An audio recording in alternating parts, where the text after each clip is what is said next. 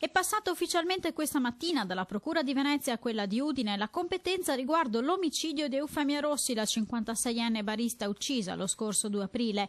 Il corpo senza vita della donna è stato trovato lungo il canale Cavrato a Cesarolo con il cranio sfondato. L'unico sospettato, il convivente Gianni Lirussi, 65enne di Latisana, sarà quindi trasferito a breve dal carcere di Santa Maria Maggiore di Venezia a quello di Via Spalato a Udine.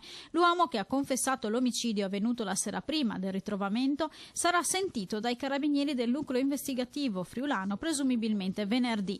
La versione data da Lirussi infatti contiene, secondo gli investigatori, fondamentali contraddizioni con quanto fin qui raccolto sia dai carabinieri del nucleo investigativo di Mestre sia durante i sopralluoghi compiuti nei posti indicati dall'uomo stesso dai militari del RIS. Sostanzialmente la confessione conferma quanto scoperto. La coppia ha iniziato a litigare, come pare facesse spesso negli ultimi tempi, e lui, accecato dall'ira, avrebbe prima sbattuto la donna contro il muro del garage e quindi contro un tavolino.